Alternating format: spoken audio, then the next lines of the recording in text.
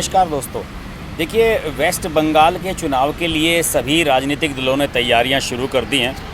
BJP की तैयारियां कुछ ज़्यादा ही एग्रेसिव नज़र आ रही हैं और इस अग्रेशन की जो ख़ास वजह दोस्तों मुझे नज़र आ रही है वो ये नज़र आ रही है कि बीजेपी को इस बार यहाँ पर सरकार बनाने का एक सेंस आ गया है।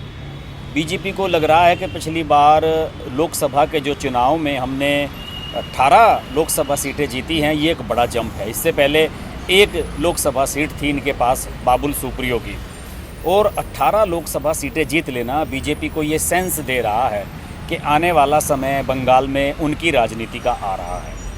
अभी हाल ही में अमित शाह ने दौरा किया और यहाँ पर मीटिंग वगैरह ली और यहाँ के कार्यकर्ताओं से मिलकर गए। सब कुछ उन्होंने एकदम चैनलाइज करने की कोशिश की। और इसके अलावा अभी हाल ही में बीजेपी ने एक बार फिर से सत्ता हासिल कर ली है बिहार की, और बिहार की सत्ता हासिल कर लेने का बंगाल से सीधा सीधा ताल्लुक़ है। अगर ज्योग्राफिकल तरीके से भी देखा जाए तो ज्योग्राफिकल तरीके से पश्चिम बंगाल, बिहार, झारखंड, यहाँ तक कि उड़ीसा, ये सभी जो है राज्य बंगाल का हिस्सा कभी हुआ करते थे ब्रिटिश पीरियड में। उसके बाद ये सारे स्टेट्स अलग बने थे।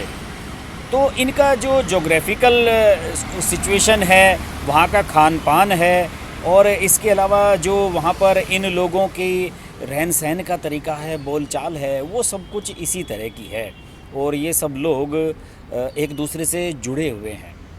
आप सोच रहे होंगे मैं इतनी लंबी चौड़ी भूमिका क्यों बना रहा हूँ। दरअसल मैं भूमिका इसलिए बना रहा हूँ कि अभी बिहार में जो नई सरकार बनी है उसमें नरेंद्र मोदी और अमित शाह की टीम ने बहुत ही शानदार तरीके से अपने लोगों को सेट किया है।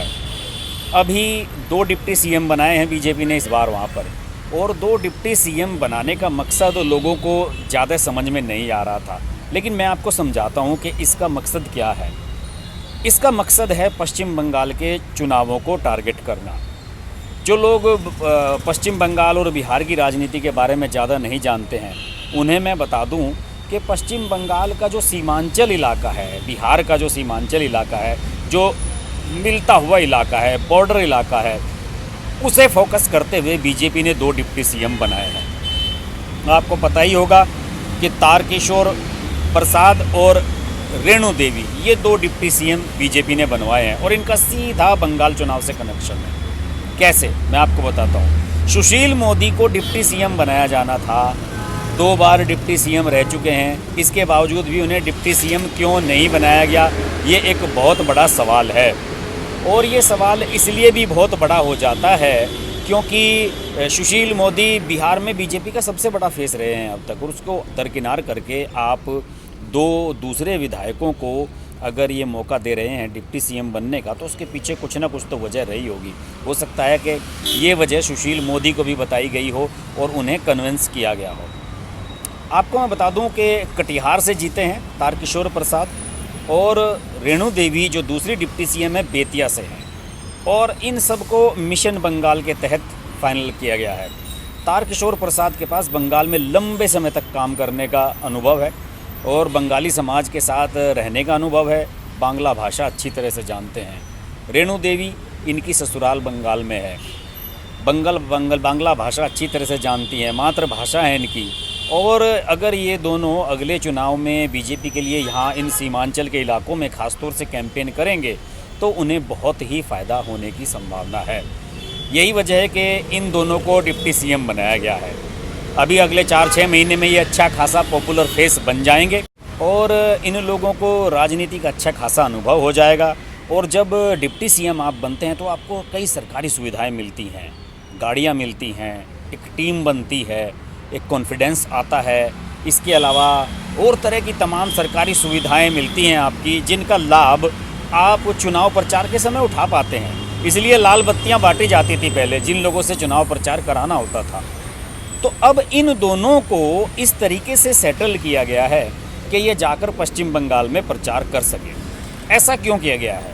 देखिए, जब पिछले साल लोकसभा के चुनाव हो रहे थे तो ममता बनर्जी ने काफ़ी खुराफात की थी और योगी आदित्यनाथ का हेलीकॉप्टर नहीं उतरने दिया था प्रचार के समय, और योगी आदित्यनाथ झारखंड उतरे थे और झारखंड से बाई रोड यहाँ पहुँचे थे। ये एक बड़ा फैक्टर होता है चुनाव प्रचार में कि आप कितना समय लगा पाते हैं, कितना समय आप बचा पाते हैं, ये सब चीज़ें बहुत अहम होती हैं। और अगर ये दोनों चूँकि कटिहार और बेतिया से जीते हैं दोनों, तो इनका इलाका बिल्कुल पास में है।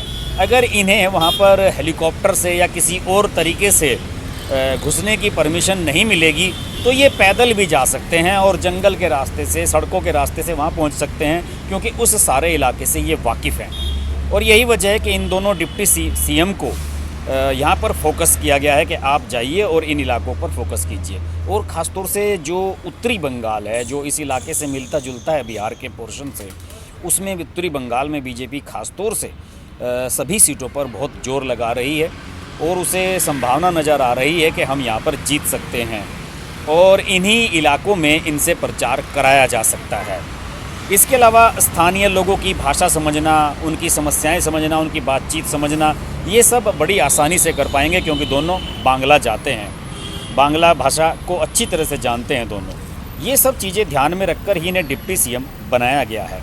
और आपको मैं बताऊं कि 294 सीटें हैं यहाँ की, पश्चिम बंगाल की, और जिनमें 200 जीतने का टारगेट अमित शाह देकर आए हैं वहाँ कार्यकर्ताओं को। और इसके लिए हर सीट पर देखिए, मैं बताता हूँ कि स्ट्रेटजी कितनी डीप जा चुकी है बीजेपी की पश्चिम बंगाल को जीतने के लिए। हर सीट पर एक पर्यवेक्षक की नियुक्ति की गई है, हर विधानसभा सीट पर, और वो ऐसा पर्यवेक्षक रखा गया है जो चुनाव लड़ने का दावेदार नहीं होगा। उससे कहा गया है कि आपको पार्टी के लिए काम करना है केवल, और आपको टिकट नहीं मिलेगा, आप चुनाव नहीं लड़ेंगे, लेकिन आपको वहाँ पर अपना वाहन यूज करना होगा। सरकारी वाहन या कोई दूसरा पार्टी का वाहन नहीं मिलेगा, आपके पास अपना निजी वाहन होना चाहिए। उसके माध्यम से आप क्षेत्र में जाएं और लोगों से संपर्क करें। देखिए कितनी ग्रास रूट लेवल की स्ट्रेटजी अमित शाह और नरेंद्र मोदी और जेपी नड्डा, इन सब की टीम ने बनाई है। इनकी जो रिपोर्ट होगी इन पर्यवेक्षकों की, वो रिपोर्ट सीधे हाईकमान को जाएगी और हाईकमान उसी के आधार पर माना जा रहा है कि टिकटों का भी निर्धारण करेगा कि किस आदमी के बारे में, किस संभावित प्रत्याशी के बारे में कैसा फीडबैक वहाँ से मिल रहा है। और आपको मैं बताऊं कि लोकसभा चुनावों में भी भाजपा ने विधानसभा स्तर पर विस्तारकों की नियुक्ति की थी, और उसमें मुख्य रूप से संघ परिवार के लोग थे, और संघ परिवार के लोग थे, और लोकसभा चुनाव में इसका लाभ देखने को मिला। लेकिन विधानसभा चुनावों में संघ परिवार के अलावा जो स्थानीय लोग हैं, जो गणमान्य लोग हैं, उन लोगों को भी इसमें जोड़ा जा रहा है। सोशल मीडिया के माध्यम से प्रचार किया जा रहा है और सब कुछ स्ट्रेटेजिकल चल रहा है।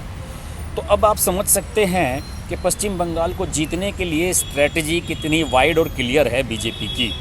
दोनों डिप्टी सीएम निश्चित रूप से, आज मेरी बात नोट कर लीजिए, आने वाले समय में जब पश्चिम बंगाल का प्रचार होगा तो आपको तारकिशोर प्रसाद और रेणु देवी घूमते हुए नजर आएंगे, प्रचार करते हुए नजर आएंगे।